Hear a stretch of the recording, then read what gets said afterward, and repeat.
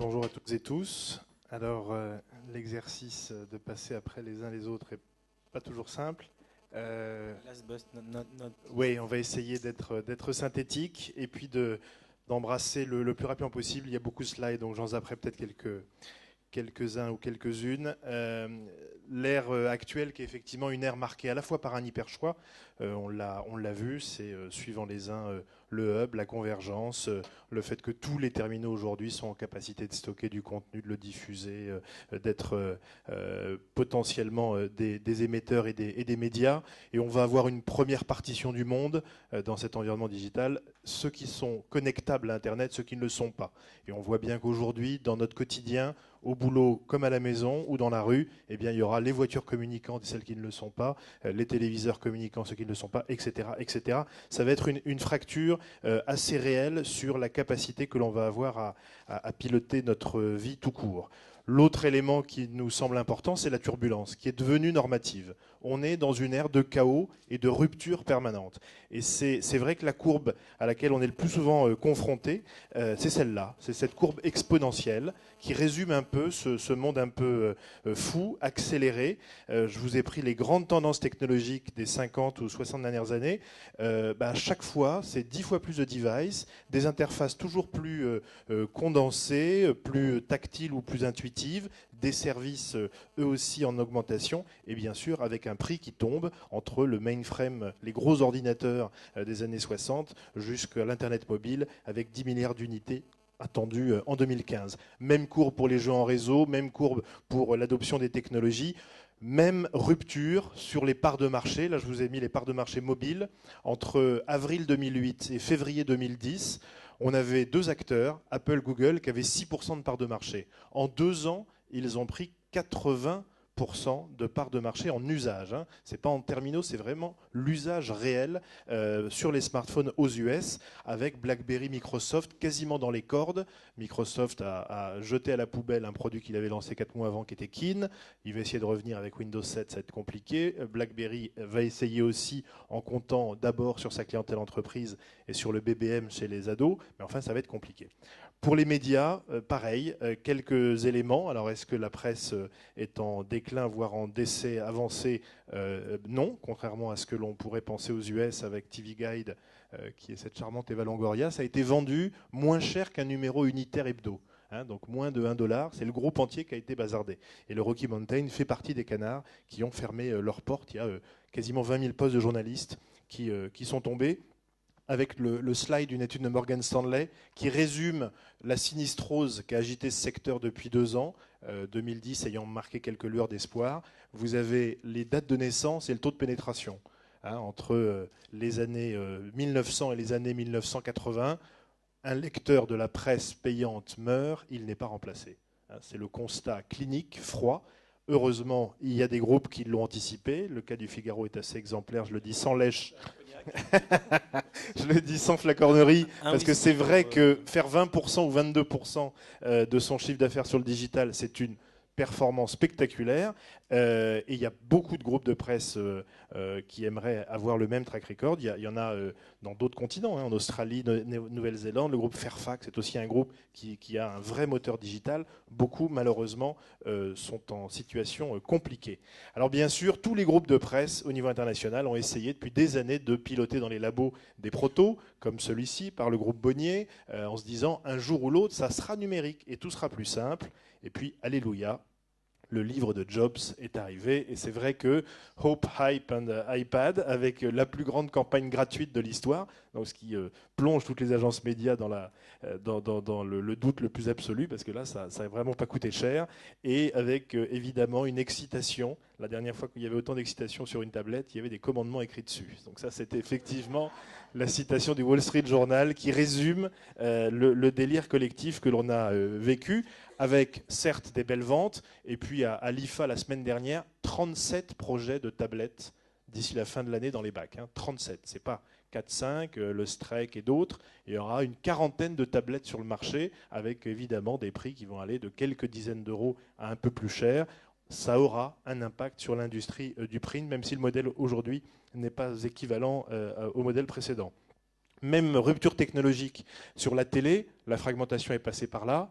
Il fallait 3 spots du temps des Mad Men pour toucher 80% des Américains. Maintenant, il en faut 120 parce que l'audience s'est fragmentée. Ça n'a pas empêché la télé aux US comme ailleurs de battre des records.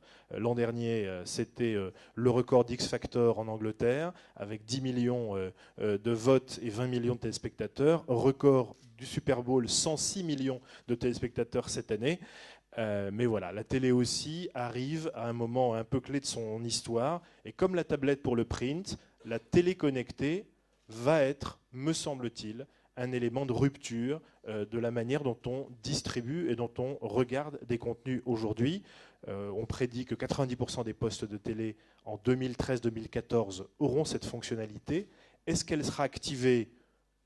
Tout est permis. Tous ceux qui ont essayé d'aller sur ce terrain du hub numérique dans le foyer se sont cassés les dents, Microsoft, Apple, etc.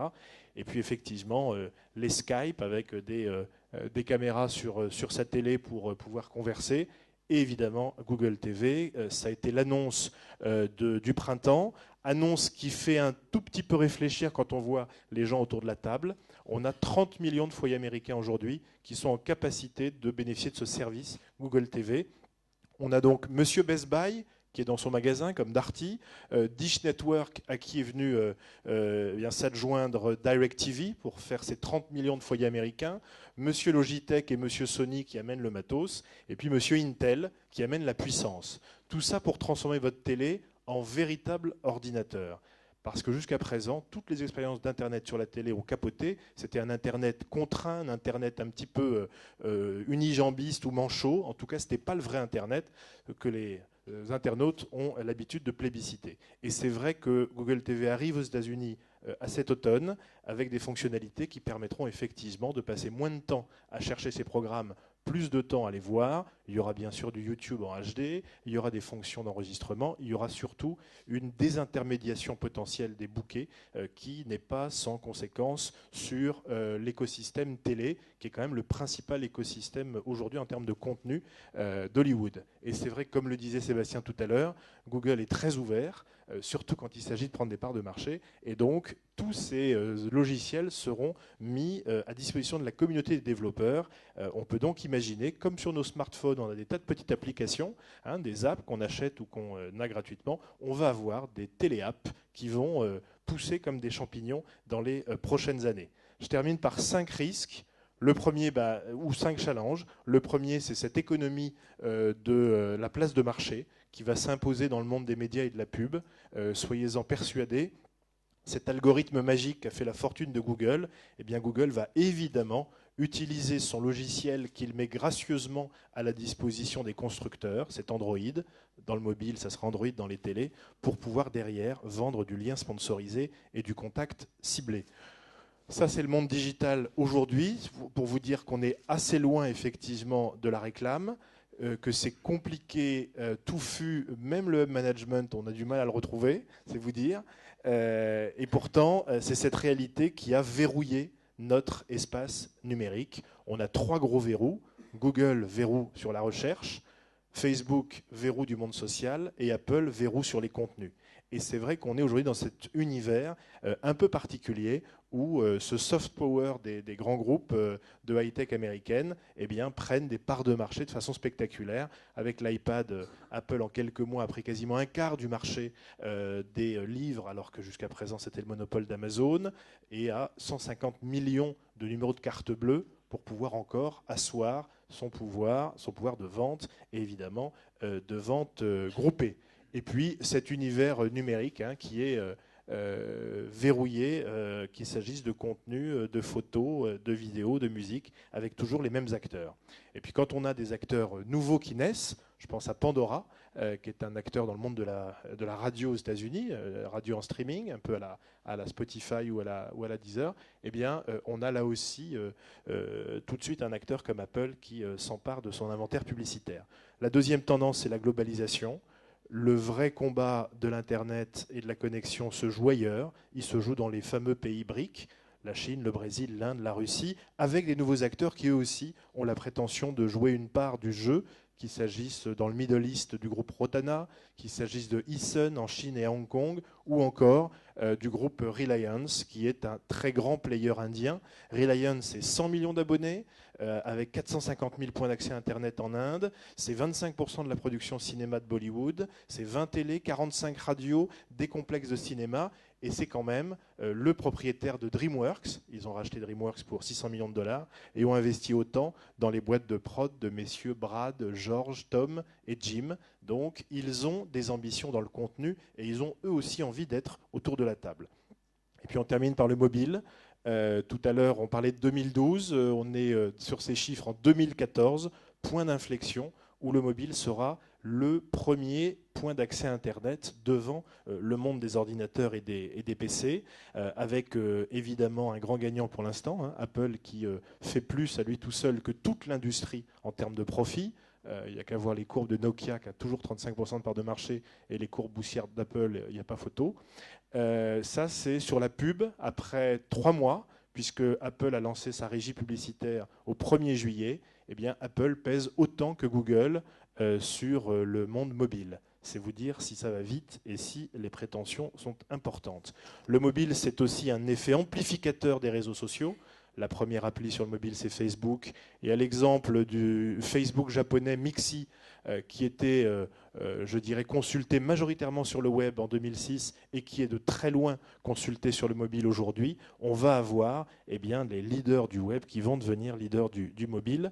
Et ça, pour éventuellement tous les entrepreneurs dans la salle, c'est un slide qui me semble intéressant. Il y a 2 colonnes. La première au milieu, qui est Japan 2000. C'était le business mobile au Japon en 2000, avec une structure du business assez comparable à ce qu'il est dans le rest of the world, donc ROW, l'an dernier, enfin en 2008. C'est-à-dire grosso modo un marché d'accès et de data, et puis avec un petit peu d'autre chose. En 8 ans, le marché japonais a été multiplié par 7, avec notamment l'explosion des services et du commerce mobile. On va, face à nous, avoir ce type d'opportunités. Ça peut être des opportunités avec de la géologue, bien sûr, et de la réalité augmentée. Ce n'est pas encore tout à fait intuitif pour l'utilisateur. Hein. J'ai eu beau me checker 20 fois dans ma pizzeria et être effectivement maire de ma pizzeria à Nanterre. C'est vrai que passer le moment d'intense bonheur et satisfaction, on se dit « what's next ?» quoi. Un café, 2 cafés, une calzone, mais on n'a pas encore vu tout le business model, mais ça arrive. Et en tout cas, il y a des services localisés de grande qualité. Si vous suivez ce qui se passe avec Groupon, par exemple, qui est sur du couponing et qui fait un carton aux US et qui arrive en Europe, il y a effectivement des très jolis projets d'entrepreneurs qui sont en train d'émerger. Et puis le mobile commerce, qui va être lui aussi majeur sur les prochaines années. Voilà, pour les annonceurs en tout cas. Ils sont obsédés par l'idée de rester en connexion avec les consommateurs. C'est ce que Georges-Édouard disait tout à l'heure sur L'Oréal. Est-ce que les médias seront toujours les meilleurs passeurs ? Je le pense, je le souhaite, mais c'est vrai que les médias ont, comme les agences, besoin de poursuivre leur mue digitale. Merci à toutes et tous.